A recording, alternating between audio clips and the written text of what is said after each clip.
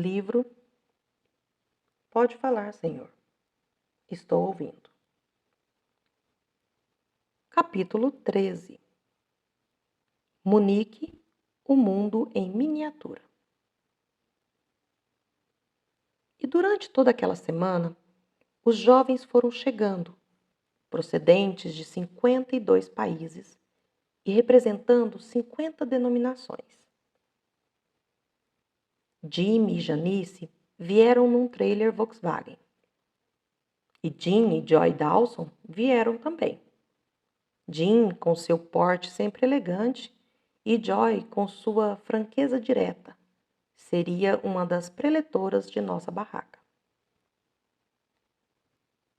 O plano para as 3 semanas era bem simples. Todos os dias, 500 dos jovens, sob a liderança de Dom Stevens, estariam nas ruas de Munique, enquanto os outros 500 ficariam no castelo, sobre minha orientação, recebendo ensinamentos, com estudos bíblicos e reuniões de oração. No dia seguinte, os 2 grupos trocariam de atividade. Os que iam para a cidade tinham que levantar-se às 5 da madrugada, pegar o trem para Munique, levando lanches em saquinhos, e só regressando à meia-noite. Tínhamos planos de realizar marchas pela cidade e, no fim dos jogos, um grande festival de música evangélica. Mas, desde o primeiro dia do trabalho, recebemos a pior forma de resistência que se pode imaginar: a indiferença. Sentíamos-nos como penetras numa festa para a qual não tínhamos sido convidados. A atmosfera de Munique era de um festejo tipo carnavalesco e era muito difícil tentar quebrar o ritmo de uma festividade para falar de coisas sérias. O esporte era como um gigantesco ídolo e o mundo todo estava prostrado aos pés dele. A competição atlética era a solução para a desejada paz e fraternidade universal. As autoridades alemãs, desejosas de ter uma Olimpíada sem contratempos, para mostrar ao mundo sua eficiência, nos proibiram de realizar marchas pela cidade e só permitiram que realizássemos o festival fora de Munique. Então, tivemos de fazer algumas improvisações. Dividimos o grupo em equipes menores e algumas entravam nas escolas ou parques, onde se congregavam jovens comunistas e usuários de drogas. E realizávamos reuniões improvisadas pela cidade e nos estádios, piscinas, etc. E outros lugares onde se processava a atividade olímpica. Nossos jovens penetraram também na Vila Olímpica e conversaram com atletas da Cortina de Ferro. Quando encontravam alguém mais interessado, conduziam-no para um café-bar que havíamos montado nas dependências de uma grande loja, e ali lhe falávamos de Jesus. Estávamos conseguindo alguns resultados, mas o trabalho estava bastante difícil. Já estávamos trabalhando havia 2 semanas, e nosso grande problema nesta atmosfera de festa e competição ainda era a indiferença, o dar de ombros. Mas tudo isso mudou quando o ídolo adorado caiu e quebrou. Quando se desfez a ilusão de que a fraternidade mundial seria alcançada através dos esportes. Era o dia 5 de setembro, terça-feira pela manhã, e eu estava falando na reunião de nosso circo de lona, quando notei uma agitação no fundo do salão. As pessoas conversavam em sussurros, dando notícias de algo que acontecera. e os rostos dos que ouviam ia se tornando carregado de preocupação. Por fim, um dos jovens encaminhou-se pelo corredor central apressadamente e me entregou um bilhete. Li-o quase sem acreditar. Alguns terroristas árabes haviam invadido a Vila Olímpica e tinham matado 2 atletas israelenses e ainda mantinham 9 como reféns. Comuniquei o fato ao nosso grupo e logo começamos a orar. Suspendemos as aulas que iríamos ter e dividimos-nos em pequenos grupos para orar, pedindo a Deus que, de algum modo, algum bem adviesse da tragédia. Soubemos depois que os outros 500 jovens que se encontravam na cidade com Dom faziam o mesmo, onde quer que se encontrassem. Formando pequenos círculos, eles se ajoelhavam para orar na rua mesmo. Alguns a poucos metros do setor onde os terroristas estavam com os reféns e que fora todo cercado pela polícia. Outros jovens da Jocum ajoelhavam-se nas calçadas, no centro de Munique. Outros em nosso café-bar. E nesse interim, todos estavam de fôlego suspenso, como o resto do mundo. Mas pouco depois, com uma explosão de violência, o drama teve um fim trágico ou repentino com a morte dos 9 israelenses, bem como de 5 dos árabes e um alemão. Da noite para o dia, o Festival de Munique se transformou num funeral. As pessoas caminhavam sem rumo pelas ruas, como que perdidas. De repente, nossos jovens começaram a ser bem aceitos, pois estávamos em Munique como mensageiros da esperança. Chorávamos com os que choravam, assegurando-lhes que Jesus Cristo era a solução para tragédias como essa. Então, os corações se abriram. No dia do ataque terrorista, uma jovem israelense da Jocum conduziu um árabe muçulmano a crer no seu Messias. Eu e Dar não conseguimos mais permanecer fora da cidade. Resolvemos ir para Munique com o resto dos jovens. Nós dois nos reunimos com um grupo dos nossos rapazes e fomos para um dos estádios. E ali nos congregamos um setor de entretenimento, onde ficamos a cantar hinos e a falar de Deus às pessoas. Um a um, os ouvintes foram chegando, sentando-se naquele auditório e em silêncio ouviam nossas mensagens. No final, uma bela jovem alemã de mais ou menos 20 anos veio falar conosco. Vocês são desse povo de Jesus? Indagou. Somos, respondemos eu e Dar ao mesmo tempo. A moça tinha no semblante uma expressão de grande anseio.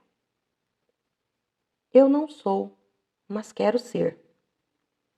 Conduzimos-la para o nosso café-bar e a apresentamos a Dom, que falava alemão fluentemente.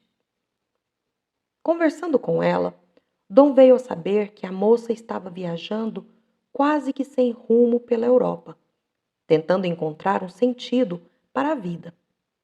E ela o encontrou naquela noite.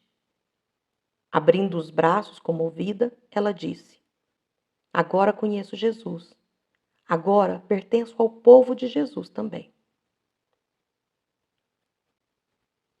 Após a tragédia dos atletas israelenses, as autoridades da cidade mudaram a ideia a nosso respeito.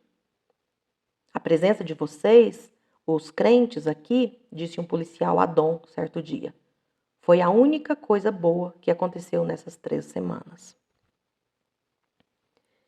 Então, não só permitiram que fizéssemos a marcha, como até nos deram milhares de flores das praças da cidade.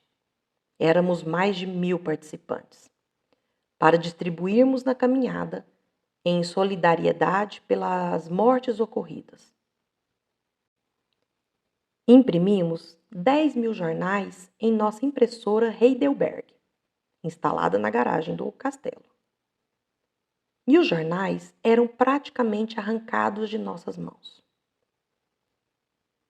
Eles traziam na frente o retrato de um jovem árabe e uma moça israelense, ambos da Jocum, de braços dados, proclamando que a única solução para o problema da fraternidade universal era a pessoa de Jesus Cristo.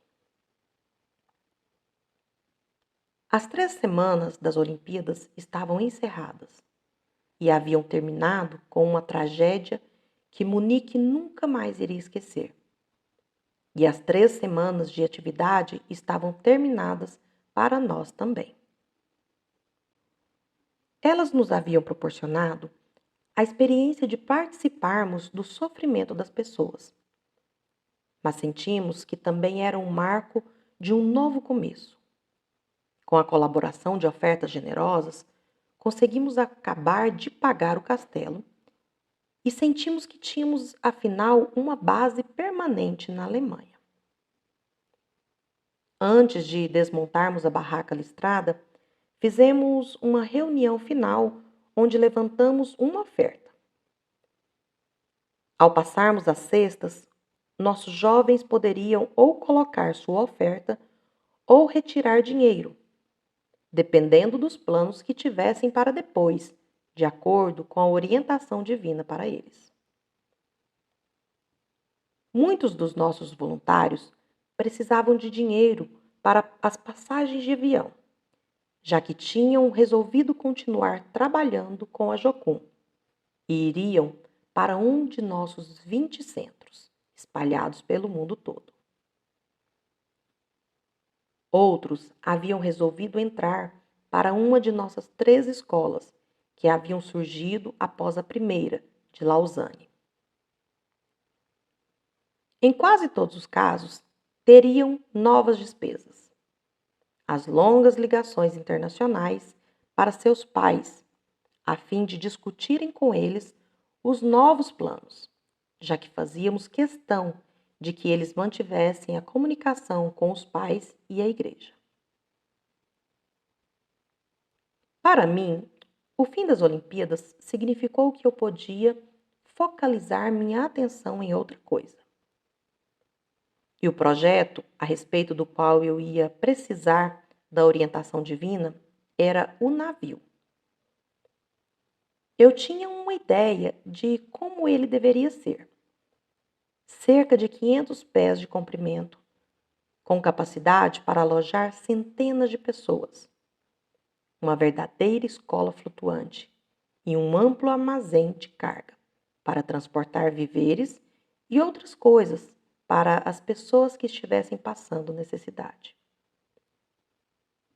Teríamos a bordo equipes médicas e centenas de jovens que desembarcariam em cada porto, levando a mensagem das boas novas.